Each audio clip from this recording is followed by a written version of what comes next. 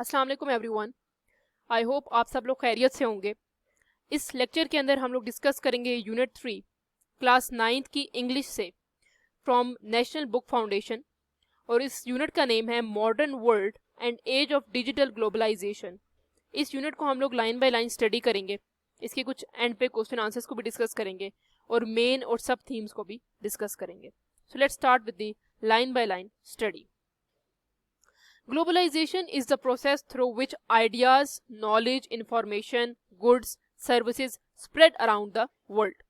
Globalization एक वो चीज़ है जिसके थ्रू आपकी जितनी भी चीज़ें हैं वो पूरी दुनिया में फैल जाती हैं, जो यहाँ पर मेंशन है, जैसे नॉलेज हो गया, कोई आपको कोई इंफॉर्मेशन मिली है, वो भी। In business the term is used in economic context. Economic मतलब माशी तरीके से इस्तेमाल की जाती है बिजनेस के अंदर ये term. It describes integrated economies marked by free trade. Integrated economy मतलब जितनी भी जुड़ी हुई इकोनॉमीज हैं, जितने भी जुड़े हुए माशी निज़ाम हैं, ठीक है, ये उसको डिस्क्राइब करती है और इसको कैसे बताती है कि ये फ्री ट्रेड कैसे करना है। मतलब कोई भी बैरियर ना हो, 2-3 मुल्क अगर आपस में ट्रेड कर रहे हैं तो मुश्किलात ना हो, बल्कि खुला वो ट्रेड कर सके, दरामदाद वगैरह आराम से हो जाए। Free flow of capital amongst countries, मतलब इजीली आप अपना कैपिटल जो है, इकोनॉमिक कैपिटल है, ह्यूमन कैपिटल है, वो इजीली इधर उधर जा सके। And easy access to foreign resources, जितने भी रिसोर्सेज है फॉरेन कंट्रीज के अंदर, जिस तरह रॉ मटेरियल हो गया, जितने भी नेचुरल रिसोर्सेज हैं वो आप एक्सेस कर सको, including labour market. Labour market का ये मतलब है कि लेबर इधर उधर से जा सके। It maximizes return and benefit for the common good for all. ये ज़्यादा से ज़्यादा बेनिफिट देता है हर इंसान को। कॉमन गुड फॉर ऑल का मतलब है कि ये हर एक को कॉमन होता है, हर एक के अंदर, इसको अच्छा होगा ही होगा हर इंसान के साथ अगर आप ये काम करेंगे, मतलब इसके अंदर फायदा दो सबका होगा, ठीक है। Globalisation is driven by the convergence of cultural and economic system. अब ग्लोबलाइजेशन जो है वो सबसे ज्यादा किसके ऊपर फायदा देती है? कल्चरल को और इकोनॉमिक सिस्टम को, मतलब माशी निज़ाम को भी और जो आपकी सकाफत चल रही है उसको भी। This convergence promotes and in some cases necessitates increase interaction, integrated and interdependence among nation. मतलब सारी कौमों को ये मुत्तहिद कर देती है और ये कहती है कि एक कौम सिर्फ दूसरे के ऊपर डिपेंड ना करे, बल्कि सारी कौमें एक दूसरे के ऊपर इक्वली डिपेंड करें, ठीक है। इंटरडिपेंडेंस का मतलब ये होता है कि अगर मैं आपके ऊपर डिपेंड कर रही हूँ तो आप भी मेरे ऊपर उतना ही डिपेंड कर रहे हैं, ठीक है। The more countries and region of the world become intervene politically, culturally and economically, the more globalise the world become. जितनी ज्यादा कंट्री एक दूसरे के साथ, जितनी ज्यादा मुल्क एक दूसरे के साथ इंटरवीन करेंगे, चाहे वो माशी तरीके से हो, माशरती तरीके से हो, या फिर सियासी तरीके से हो, उतना ज़्यादा वर्ल्ड जो होगा वो क्या बन जाएगा? ग्लोबलाइज्ड हो जाएगा, ठीक है।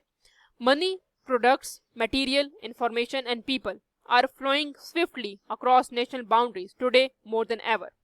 जितना आज जो वर्ल्ड है वो ग्लोबलाइज हो गया, उतना पहले कभी नहीं था, चाहे वो पैसों के मामलात में हो, चीज़ों के मामलात में हो, ठीक है, इंफॉर्मेशन के मामलात में हो।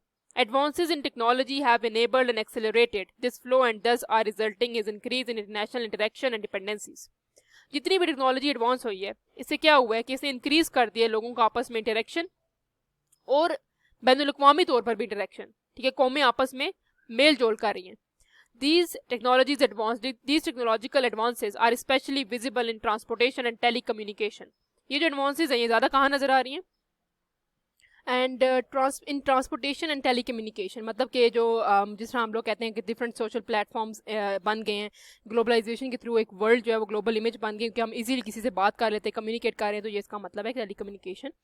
The recent technological changes have played a vital role in globalisation. The internet has increased the sharing and flow of information and knowledge, access to ideas, exchange of cultures among different nations. It has contributed to closing the digital divide between developing and developed countries. तो basically ये जो technology increase हुई है, इससे क्या हुआ कि internet की जो कॉन्सेप्ट है वो भी बढ़ता चला जा रहा है। उससे क्या हो रहा है कि डिफरेंट नेशंस जिनके डिफरेंट सकाफत है, डिफरेंट कल्चर्स हैं, वो भी एक दूसरे के साथ इजीली कम्युनिकेट कर लेती है, ठीक है। और ये जो है ये ना सिर्फ डेवलप कंट्रीज में बल्कि डेवलपिंग कंट्रीज के अंदर भी जाता जा रहा है, ठीक है। The introduction of 4G and 5G technologies has dramatically increased. 4G और 5G जो टेक्नोलॉजी है वो भी इंक्रीज हो गई है। The speed and responsiveness of mobile and wireless network, ठीक है, जिसके अंदर वायरलेस नेटवर्क होते हैं, जिस तरह हमारे राउटर्स होते हैं, ठीक है, जो इंटरनेट प्रोवाइड करते हैं, उसकी बात हो रही है यहाँ पर। Globalization changes the way nation, business and people interact. इसने चेंज कर दिया कि लोग कैसे एक दूसरे से मुलाकात करें, बिजनेस के कॉन्सेप्ट को चेंज कर दिया। Specifically it changes the nature of economic activity among nations by expanding trade, opening global supply chains and providing access to natural resources and labor market। अब क्या किया ग्लोबलाइजेशन ने कि नए जो है रूट्स खोले, नए रास्ते खोले ट्रेड के लिए, ठीक है, कि लोग आपस में या मुल्क आपस में ट्रेड कैसे करेंगे। और इसी तरह नेचुरल रिसोर्सेज जो है, जिस तरह पेट्रोलियम है, नेचुरल गैस है, सोलर एनर्जी, सब चीज़ों के लिए एक नया रूट खोला है और लेबर मार्केट जो है उसको इंट्रोड्यूस कराया। लेबर जो है मार्केट के अंदर एक नई मार्केट इंट्रोड्यूस हुई है। Resultantly, trade, financial exchange and interaction occurs among nations and also promote the cultural exchange of ideas. It removes the barriers set by geographical, political boundaries and political economies. अब इसने क्या किया, remove कर दिए जितने भी इलाकों में या जितने भी दो कंट्रीज हैं उनके दरमियान में जो बैरियर्स थे, जो हिंड्रेंसेस थी, ठीक है, रुकावटें थी, उनको रिमूव कर दिया और लोग और मुल्क आपस में मिलकर ट्रेड कर रहे हैं, ठीक है। ट्रेड की वजह से जो है ना अच्छे रिलेशन जो हैं वो बिल्ड हो रहे हैं। Media is one of the major contributors to digital globalization, which refers to different means of communication like radio, television, internet, etc. Mass media is a section of the media. अब वो बता रहे कि जैसे जैसे ग्लोबलाइजेशन बढ़ रही है, इसी तरह मीडिया जो है वो भी एक पार्ट है डिजिटल ग्लोबलाइजेशन का। इससे मुराद ये कि लोग आपस में बातचीत कर सकते हैं रेडियो के थ्रू, टेलीविजन, इंटरनेट के थ्रू। लेकिन अब मैस मीडिया जो है वो भी बहुत आगे जा चुका है, उसकी ऑडियंस जो है, उनके जो लोग हैं वो बहुत ज़्यादा हैं। Most globalization theorists believe that media has played an important role in the acceleration of globalization. कुछ थेरिस्ट जो हैं वो बिलीव करते हैं कि मीडिया जो है उसने ग्लोबलाइजेशन को ज़्यादा बढ़ाने में बहुत ज़्यादा एक अहम रोल प्ले किया है। The increase in importance of economic, cultural and technological integration between countries has a great impact on our society, personal life, ठीक है। इन सब चीज़ों का सोसाइटी की जो पर्सनल लाइफ है उनके ऊपर बहुत गहरा असर है। Globalization has a great influence on the media and further its impact on us. The most visible effect of globalization is wide spread communication. The introduction of newspaper, magazines, the internet and TV has immensely helped to spread information and has helped people to come together from all over the world. Role of internet in the media globalization. मतलब लोग जो है different इलाकों में रह रहे हैं, different countries में रह रहे हैं, वो इजीली एक दूसरे से कम्युनिकेट कर रहे हैं, एक दूसरे की हेल्प कर रहे हैं। तो ये बेसिकली मैस मीडिया ने हेल्प किया है और ग्लोबलाइजेशन को मजीद इंक्रीज करने में। The internet has done a revolution to the impact of globalization in the media. अब जो इंटरनेट है ये इनकलाब ले आया है, मतलब रेवोल्यूशन मतलब इनकलाब ले आया है मीडिया को ऊपर, ठीक है। The contribution of the internet in the role of media has change over the past few years, has increase distinctively. बहुत बदल गया है। देखें वक्त पहले जो था 1980 का, फिर उससे पहले का, वहाँ पर इंटरनेट की इतनी ज़्यादा सहूलियात मौजूद नहीं थी, इंटरनेट था ही नहीं, मोबाइल फ़ोन्स नहीं थे। तो उसने बहुत चेंज कर दिया दौर को, इस जो अब नया एरा आ रहा है। In society, digital media is intensely transforming consumer behavior and traditional media business model। अब सोसाइटी में क्या हो रहा है कि जो एक कन्वेंशनल मॉडल्स बने हुए उसको तब्दील कर दिया, ठीक है। और be it at school, work और home, everybody has access to internet these days. हर एक के पास इंटरनेट है, चाहे वो स्कूल हो, कॉलेज हो, होम हो। People specially student are heavily active on social media like Facebook and LinkedIn. जो स्टूडेंट्स हैं, जो तालिब इल्म हैं, वो बहुत ज़्यादा इसके ऊपर डिपेंड करते हैं। In fact these social network sometime being integrated and people help people stay connected. ये लोगों को ये तहफ़्फ़ुज़ देता है कि आप मिलकर रहें। It acts as a platform to society for better connectivity and hence being aware of updating themselves regarding what is happening around them। ये बताता है लोगों को कि आपके इर्द गिर्द क्या हो रहा है, ठीक है। The many types of exchanges that globalization facilitate that can have both positive and negative effect। इसके मस्बत असरात भी है और इसके नेगेटिव एस्पेक्ट भी है, ठीक है। For instance, the exchange of people and goods across border can bring fresh ideas and help business, ठीक है। अगर एक कंट्री से दूसरी कंट्री में कोई चीज़ जा रही है, ये अलाउ करते हैं अगर, तो इससे क्या हो रहा है कि लोगों को एक नया आइडिया आ रहा है बिजनेस का। लेकिन however, this movement can also be heightened the spread of pandemics and promote ideas that might destabilize the political economies। इससे क्या होता है, अगर कोई कंट्री में कोई मसाइल हैं, कोई बीमारियां हैं, ठीक है, कोई इश्यूज हैं, तो वो दूसरी कंट्री में भी शिफ्ट हो जाएंगी उस चीज़ों के थ्रू, ठीक है। बीमारियां या जो कोरोना वायरस है या कोविड है, ये इसी तरह हमारे कंट्री में आया ना कि जिस तरह लोग आ रहे थे उस मुल्क से या चीज़ें आ रही थी, ठीक है, उनके लगेजेस के अंदर ये वायरसेस जो हैं वो आ जाते हैं। The term globalization and its use today come to prominence in 1980s। 1980 में ये सामने आया था। Reflecting several technological advancements that increased international interaction, IBM's introduction of personal computer in 1981 and subsequent revolution of the modern internet are two examples of technology that helped drive international communication, commerce and globalization. इन दो चीज़ों ने बहुत help किया कि कैसे globalisation जो है वो इंक्रीज होती जा रही है. There are two types of globalization, दो तरह की टाइप्स हैं. In economic globalization, the focus is on the integration of international finance market and the coordination of financial exchanges.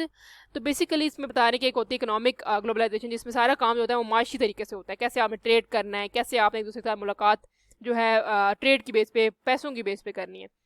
Free trade agreement such as North American free trade agreement, NAFTA इसको कहते हैं, ठीक है, एक ये था. And the Trans-Pacific Partnership are example of economic multinational corporation which cooperate in two or more country play a large role in economic globalization. ठीक है, economic globalization से बहुत important role play किया है. Cultural globalization on the other hand focuses in the large part on the technological and societal factors that are causing in culture to converge. ये basically क्या help करता है cultural globalisation के, जब दो या दो से ज़्यादा सकाफती जो ममालिक है उनकी सकाफत को एक्सचेंज करना, एक दूसरे की कंट्री में भेजना, ठीक है, उसको कहते हैं कन्वर्ज करना, ठीक है, कल्चरल ग्लोबलाइजेशन.